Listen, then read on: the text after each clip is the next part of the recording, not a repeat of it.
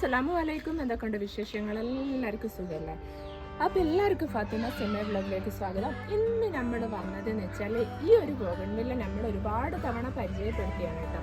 അപ്പോൾ ഒരുപാട് മെസ്സേജും കാര്യങ്ങളൊക്കെ വന്നിട്ട് ഇതിന് എന്താണ് വളങ്ങൾ കൊടുക്കാനുള്ള അതിൻ്റെ ഒരു വീഡിയോ ആയിട്ടാണ് കേട്ടോ നമ്മൾ വന്നത്. അപ്പോൾ ഇത് നിങ്ങൾ കണ്ട, ഇത് ഈ വർഷം ഇപ്പോൾ 3ാമത്തെ തവണയാണ് പൂക്കുന്നത്.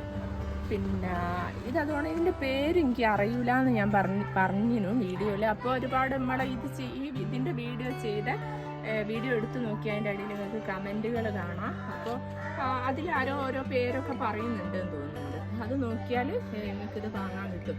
പിന്നെ എൻ്റെ തൈകൾ കൊടുക്കലുണ്ടോ എന്ന് ചോദിച്ചാൽ ഇങ്ങനെ മെസ്സേജുകളൊക്കെ വരുന്നുണ്ട്. അപ്പം ഞാൻ പറഞ്ഞതാണ് ഇതിൻ്റെ തൈകളില്ല കേട്ടോ. പിന്നെ കമ്പുകൾ ചോദിക്കുന്നു. കമ്പുകൾ നമ്മൾ കൊടുക്കലില്ല.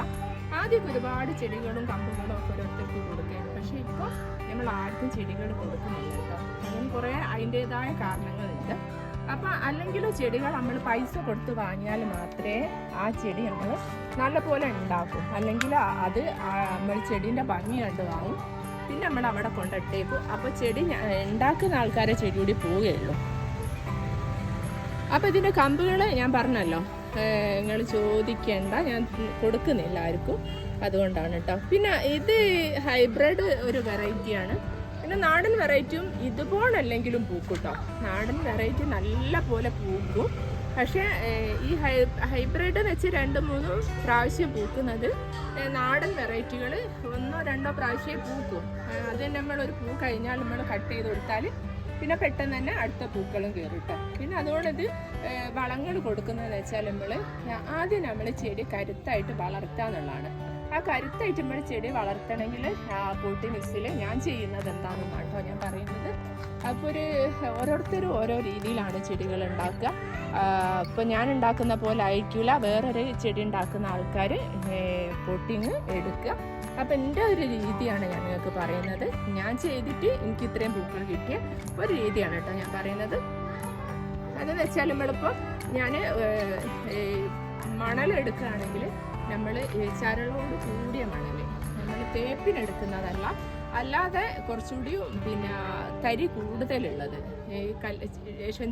ഇപ്പോൾ പാറപ്പൂഴിയാണല്ലോ കിട്ടുക. ആ പാറപ്പൂഴി നമ്മൾ എന്താ പറയുക, പിന്നെ തേപ്പിനുള്ളത് എടുത്താൽ അത് നേഴ്സായിരിക്കും. അതല്ല എടുക്കുന്നത്, കുറച്ച് ലേശം തരികൾ, ചെറിയ കല്ലിൻ്റെ പൊടിയൊക്കെ കൂടി അതാണ് ഞാൻ എടുക്കുന്നത് കേട്ടോ. പിന്നെ അതാകുമ്പോൾ നമ്മൾ മണ്ണിൽ മിക്സ് ആക്കുമ്പോൾ വെള്ളം വാർന്നു പോകാനൊക്കെ എളുപ്പമായിരിക്കും. അതുകൊണ്ട് മണ്ണാണെങ്കിലും കല്ലില്ലാത്ത മണ്ണല്ല എടുക്കുന്നത്. ലേശം കല്ലൊക്കെ ഉള്ള നമ്മളെ പറമ്പിൽ വരുന്ന മണ്ണാണ് എടുക്കുന്നത്. അതെന്ന് വെച്ചാൽ ഇടയ്ക്ക് കല്ലൊക്കെ വേണം. വെറും മണ്ണാണെങ്കിൽ മണ്ണ് വെള്ളം വന്ന് ഞാൻ ടൈറ്റായി അമരുകയാണ് ചെയ്യുക. അങ്ങനത്തെ മണ്ണാണ് എടുക്കുന്നത്. മണൽ ഏതാ എടുക്കുന്നത് ഞാൻ പറഞ്ഞു. പിന്നെ ഞാൻ ആട്ടിൻ കാഷ്ടാണ് എടുക്കുന്നത്. അതും നമുക്ക് ഈ വളപ്പീടികളൊക്കെ കിട്ടും. നല്ല ലേസായിട്ട് പൊടിച്ച് വരുന്ന ആട്ടിൻ കാഷ്ടം, അതാണ് ഞാൻ ഉപയോഗിക്കുന്നത്. അപ്പോൾ അതെടുക്കുന്നതെന്ന് വെച്ചാൽ ഇപ്പോൾ ഒരു ചട്ടി മണ്ണെടുത്തിട്ടെങ്കിൽ ഒരു ചട്ടി മണലും എടുക്കും. അതിലേക്ക് ഒരു 1/4 ചട്ടി ആടിൻ കാഷ്ടാണ്, പൊടിയാണ് ഞാൻ എടുക്കുന്നത് കേട്ടോ. വേറെ ഒന്നും യൂസ് ആക്കുന്നില്ല. ആദ്യമൊക്കെ ചകിരിച്ചോറ് യൂസ് ആക്കിയതിനും, പക്ഷേ ഇപ്പോൾ ചകിരിച്ചോറ് വരുന്നത് എന്ന് വെച്ചാൽ പണ്ട് ചകിരിച്ചോറ് വരുന്ന പോലെ അല്ല ഇപ്പോഴത്തെ ചകിരിച്ചോറ് വരുന്നത്. വെയിൽ മുഖത്തേക്ക് അടിച്ചിട്ട് നല്ല ബുദ്ധിമുട്ടുണ്ട്.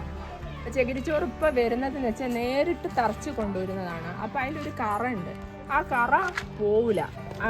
ആദ്യമൊക്കെ വരുന്നതെന്ന് വെച്ചാൽ കുറേ മഴയത്തും വെയിലത്തും ഇട്ട് കറകളൊക്കെ പോയിട്ടാണ് വരുന്നത്. അപ്പോൾ അത് നമുക്ക് യൂസ് ആക്കാനും. പക്ഷെ ഇപ്പോൾ വരുന്നത് യൂസ് ആക്കിക്കെങ്കിൽ നമ്മളെ ചെടി ചീഞ്ഞു പോവുകയാണ് ചെയ്യുക.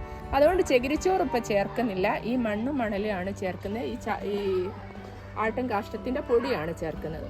അത് മിക്സാക്കി നമ്മൾ ആക്കിയ ശേഷം നമ്മൾ ഇങ്ങനത്തെ ഒരു തൈയാണ് നമ്മൾ വെച്ചെടുക്കുന്നത്. ഇതിപ്പോൾ നമ്മളിവിടെ പിടിപ്പിച്ച തൈയാണ് കേട്ടോ. അപ്പോൾ ഈ ഒരു തൈയാണ് നമ്മൾ ആ പറഞ്ഞ പോട്ടി മിക്സിൽ ഒരു ചട്ടിയിലേക്ക് വെക്കുന്നത്. ആ ചട്ടിയിൽ ഞാൻ എന്തൊക്കെ ചെയ്യുന്നത് വെച്ചാൽ അടിയിൽ തന്നെ നമ്മൾ കുറച്ച് കല്ല് പാകിയതിന് ശേഷം അതിൻ്റെ മേലെ കുറച്ച് കരിയില നമ്മൾ ഇടും. കരിയില പൊടിച്ചിടും. അതിൻ്റെ മേലാണ് നമ്മൾ ഈ മണ്ണ് മിക്സ് ഇടുന്നത്. അതിട്ട ശേഷം നമ്മൾ ഈ ചെടി അതിലേക്ക് കവർ പൊട്ടിച്ച് വെച്ച് കൊടുത്ത ശേഷം നമ്മൾ വീണ്ടും മണ്ണിട്ട് നിറയ്ക്കുകയാണ് കേട്ടോ ചെയ്യുന്നത്. പിന്നെ ഈ ചെടി കരുത്തോടെ വളരും. വളർന്ന ശേഷം നമ്മൾ പിന്നെ എന്ത് ചെയ്യുക, അത് ഒന്നുകൂടെ പ്രൂൺ ചെയ്ത് കൊടുക്കും. പ്രൂൺ ചെയ്ത് കൊടുത്ത് പിന്നെ കുറച്ച് ദിവസം കഴിയുമ്പോൾ നല്ല തളിരിലകളൊക്കെ വരാൻ തുടങ്ങും. ആ സമയത്ത് നമ്മൾ എന്ത് ചെയ്യുമെന്നറിയാം, DAP ഒന്ന് സ്പ്രേ ചെയ്ത് കൊടുക്കുകയും ചെയ്യും. കുറച്ച് ചട്ടിൻ്റെ അരിക്കൂടെ നമ്മൾ ഒഴിച്ചു കൊടുക്കുകയും ചെയ്യും. ഈ രണ്ടും ചെയ്യുമ്പോഴാണ് നമുക്ക് ഇതുപോലെ പൂക്കൾ, നിറയെ പൂക്കൾ ഉണ്ടാവും കേട്ടോ. പിന്നെ വേറൊരു കാര്യം കൂടി ഞാൻ പറയാം. ഇതെന്ന് വെച്ചാൽ ഇപ്പോൾ ഒരു കുറച്ച് വർഷങ്ങൾ പഴക്കമുള്ള ചെടിയാണ്. പഴക്കം കൂടുന്നതിന് ചെടിൻ്റെ പ്രായം കൂടുന്നതിനനുസരിച്ചാണ് പൂക്കളെണ്ണം കൂടുന്നത് കേട്ടോ. പിന്നെ അതുപോലെ തന്നെ ഞാൻ കഴിഞ്ഞ വീഡിയോയിൽ പറഞ്ഞേക്ക് ചെടികൾ വാങ്ങുമ്പോൾ ശ്രദ്ധിക്കാനുണ്ട്, ചെറിയ ലീഫുകൾ നോക്കി വാങ്ങുക കേട്ടോ. ചെറിയ ലീഫുകൾ നോക്കി വാങ്ങുമ്പോൾ ചെറിയ ലീഫുകൾ നോക്കി വാങ്ങുമ്പോൾ ഇതുപോലെ നിറയെ പൂക്കുന്ന ചെടിയായിരിക്കും. ലീഫുകൾ വലുതാണെങ്കിൽ എതളുകളെ വലുപ്പവും കൂടും, അതുപോലെ തന്നെ പൂക്കളെ എണ്ണം കുറയും. ഇതിപ്പോൾ ചെറിയ കുഞ്ഞിതായി ലീഫിൻ്റെ വലിപ്പം കണ്ടോ, ഈ ലീഫിൻ്റെ വലിപ്പം കണ്ടോ, ഇങ്ങനെ കുഞ്ഞു ലീഫുകളായിരിക്കും ഇതിനുണ്ടാകുക. അപ്പോൾ ഇതിന് പൂക്കൾ നിറയെ ഉണ്ടാവും കേട്ടോ. ഇതിപ്പോൾ ഞാൻ വെച്ചൊരു പ്ലാന്റ് കൂടി ഞാൻ കാണിച്ചു തരാം. അപ്പോൾ പുതുതായിട്ട് വെച്ചൊരു പ്ലാന്റ് കൂടി നിങ്ങളെ കാണിച്ചു തരാം കേട്ടോ. ഇതാണ് കേട്ടോ നമ്മളിപ്പോൾ പുതിയതായിട്ട് വെച്ചത്. 2 വർഷം പ്രായമുള്ള ഒരു ചെടിയാണത്. ഇതിന്മേലെ പൂക്കൾ നിങ്ങൾ കണ്ടോ. ഇതാണ് ഇതിൻ്റെ ഏറ്റവും കൂടിയ വലിപ്പം ലീഫ് വരുന്നത് ഈ ഒരു വലിപ്പത്തിലാണ് കേട്ടോ. പിന്നെ പ്രായം കൂടുന്നതിന് അനുസരിച്ച് ചെടീൻ്റെ ലീഫിൻ്റെ വലിപ്പം കുറയുന്നുണ്ട്, പൂക്കള എണ്ണം കൂടുന്നുണ്ട്. അതൊക്കെയാണ് നമ്മളെ ഇന്നത്തെ വിശേഷങ്ങൾ. അപ്പോൾ ഞങ്ങളെ വീഡിയോ ഇഷ്ടമായെങ്കിൽ നിങ്ങൾ നമ്മളെ സപ്പോർട്ട് ചെയ്യുക. നിങ്ങളെ ഫാമിലിയിലൊക്കെ ആരെങ്കിലും ചെടികൾ ഇഷ്ടപ്പെടുന്ന ആൾക്കാരുണ്ടെങ്കിൽ അവർക്കൊക്കെ വീഡിയോസ് ഷെയർ ചെയ്ത് കൊടുക്കുക. അപ്പോൾ എല്ലാവർക്കും നല്ലത് വരട്ടെ എന്ന് പ്രാർത്ഥിച്ചുകൊണ്ട്